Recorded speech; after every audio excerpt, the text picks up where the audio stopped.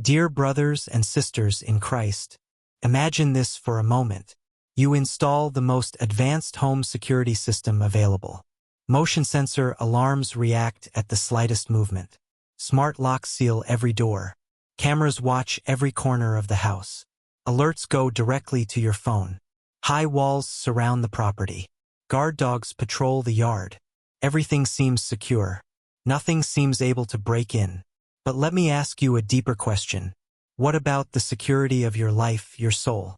Where do we find protection against the dangers that no camera can detect? Fear, temptation, sin, and the quiet attacks of evil. The gospel today invites us to reflect on this deeper reality. In the gospel according to Luke 11:14-28, Jesus casts out a demon from a man who was mute. Suddenly the man can speak again, and the people are amazed. Yet not everyone rejoices. Some accuse Jesus and say, "He casts out demons by Beelzebul, the prince of demons." Jesus answers them with calm wisdom. First, he exposes the inconsistency of their accusation. Among the Jews themselves there were people who attempted to cast out demons. If they claim that Jesus works by the power of evil, then they would have to condemn their own people as well. Then Jesus gives a simple but powerful truth. Every kingdom divided against itself will fall. If Satan were casting out Satan, his own kingdom would collapse.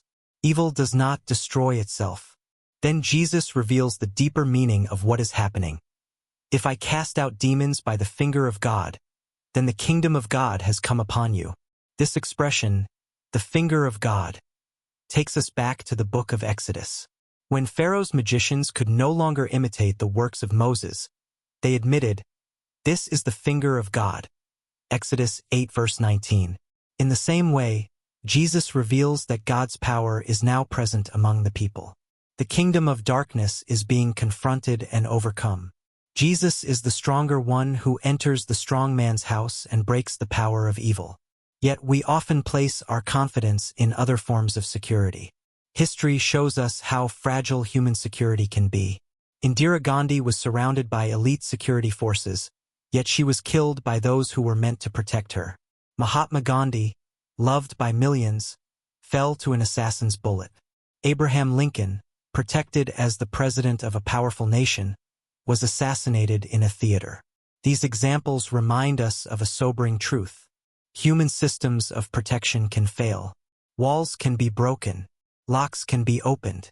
Guards can make mistakes. The security that the world offers is never perfect. Jesus therefore brings us to a deeper decision. He says, "Whoever is not with me is against me, and whoever does not gather with me scatters." There is no neutral ground. The Catechism of the Catholic Church reminds us that our eternal destiny depends on our response to Christ. Each one of us must ask honestly, is Jesus truly the master of my life? Do I trust him completely, or do I still rely mainly on my own strength, my plans, and my sense of security? The Word of God invites us to place our trust in him alone. Through the prophet Jeremiah, the Lord says, "Obey my voice, and I will be your God, and you shall be my people." Jeremiah 7:23. St. Peter warns us, "Be sober and vigilant. Your adversary the devil prowls around like a roaring lion, seeking someone to devour.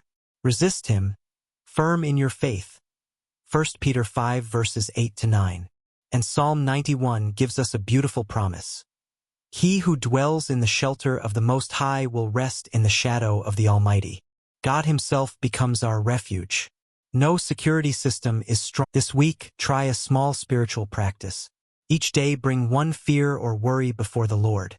Pray with the words of Psalm 91 and entrust that fear to him. Allow God to become the protector of your soul. Let us pray. Heavenly Father, you are our refuge and our strength. Drive away every darkness from our lives by the power of your Spirit. Fill our hearts with faith. Guard us from evil, and help us trust completely in you. Through Christ our Lord. Amen.